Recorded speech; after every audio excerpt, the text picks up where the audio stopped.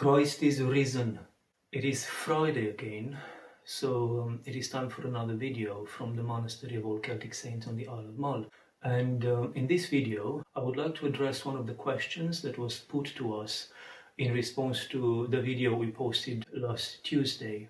The question is, if God exists, either he can't stop the virus or he chooses not to and watches people suffer and die. Those are the only two choices. This is more of a comment or a statement than a question. And this is mainly why I wanted to address the question, because it is on a lot of people's minds. I am perfectly aware of that. We always try to understand God by means of our logic, by means of our rational thinking, instead of using our faith. And that is understandable, because using our mind is the natural way in which we try to understand anything, we try to make sense of the world. It is the natural way in the sense in which our fallen understanding functions in accordance with our fallen nature. But it is not what is properly natural, properly ours as humans created in the image and likeness of God. The way to knowledge is not through our brains. The way to knowledge is not through our emotions. I keep saying that, and I will keep repeating that for as long as I can, because there is a great danger that by building God up, starting from us, we end up turning God into a human being which is not divine. We turn up with a God which is like us, and we are not a pretty sight. Just look at the world today and you'll understand why I say that we are not a pretty sight.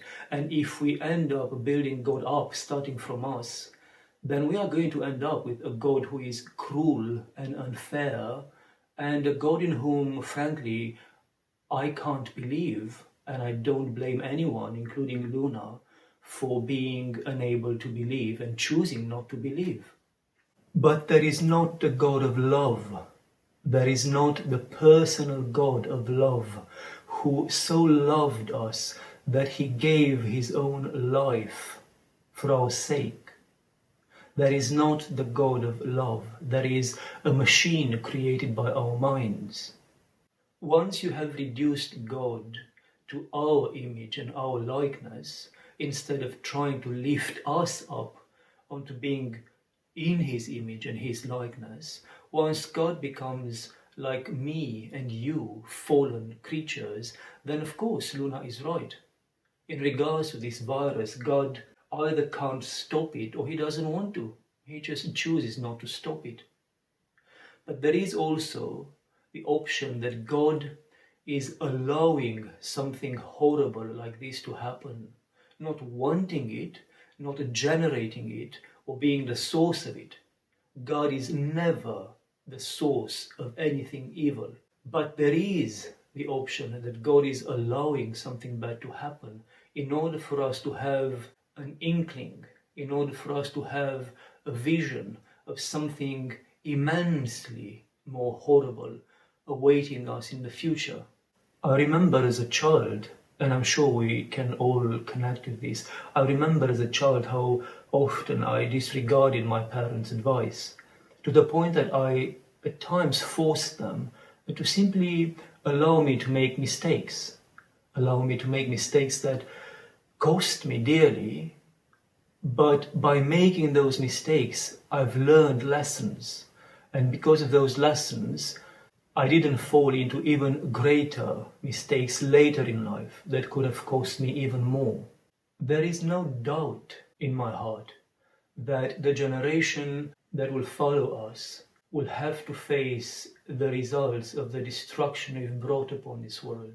There is no doubt in my mind that what we see today in the world is a warning from a loving parent, that unless we change the way we use and abuse the world we live in, much more dreadful, much more horrible things will happen to us and to our children and to their children. There is no doubt in my heart, I'm not talking about my brain, there is no doubt about it in my heart that God is suffering with us through all of this, just like a loving parent, because he has understood by now that the only way we can hopefully learn how to avoid the chasm, the abyss that is ahead of us, is to fall into something smaller comparatively than that dreadful thing ahead of us.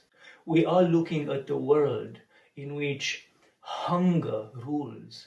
We are looking at the world in which billions of people will live in areas that are no longer inhabitable. We are looking at the world in which these billions of people will have to do something in order to survive.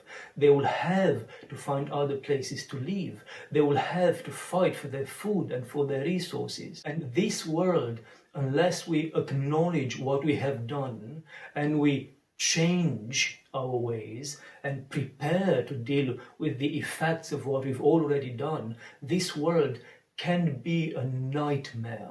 And just to clarify something, it doesn't take politics to see the suffering in the world today. It doesn't take politics to understand that what we experience today is just the effect, the result of our greed and of a society in which money and status and power on a personal level and on a state level are prioritized over human life, over love and compassion and mercy and care for one's brothers and sisters. This is not politics. This is Christianity. But it is the Christianity that is not comfortable and that does not play the game of politics.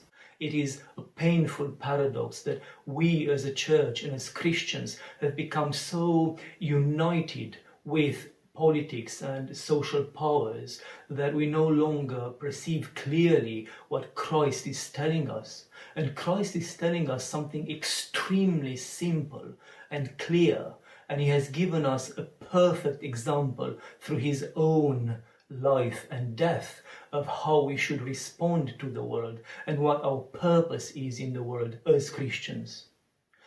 We are called to love the world, to so love the world as to be able to give our lives in order to save the world.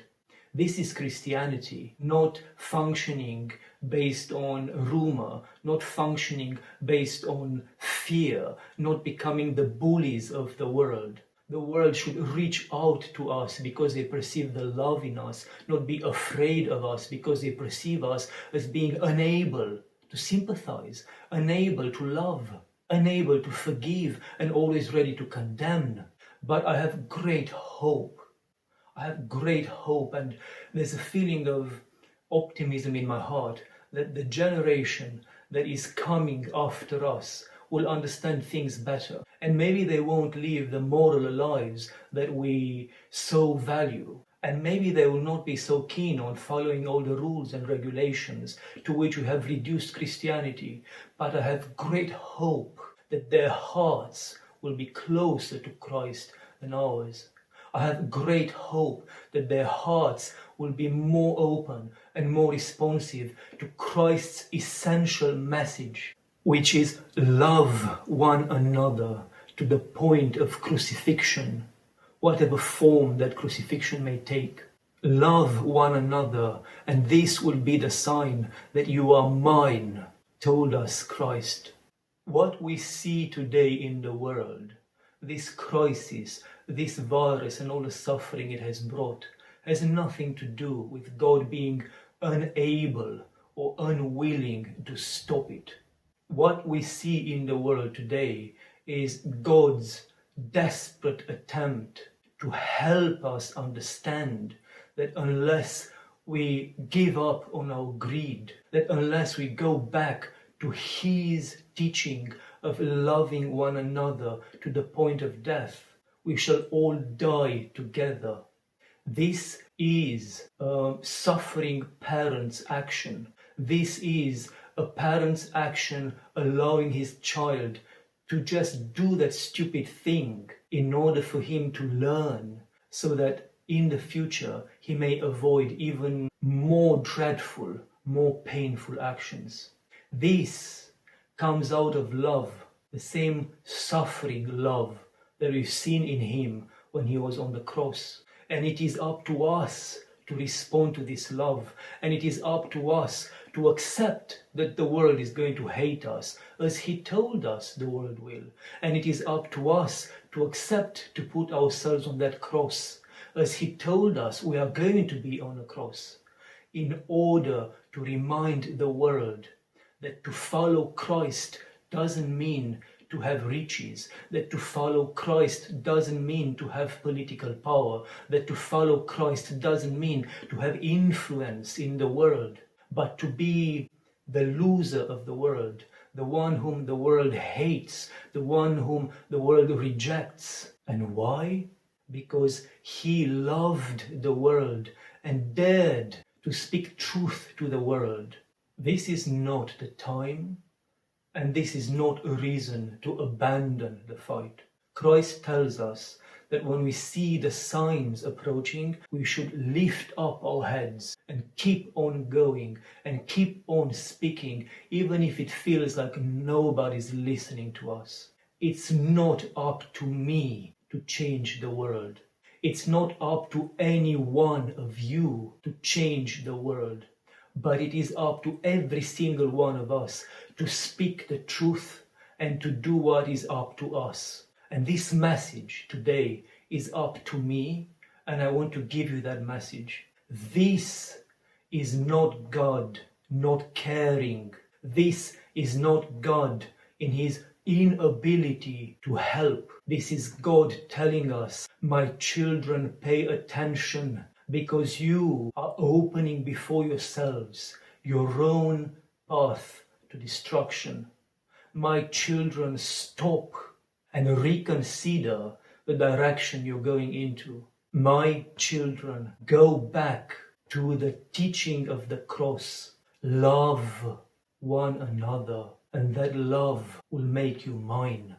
May God bless you beyond your wildest dreams, beyond your hopes.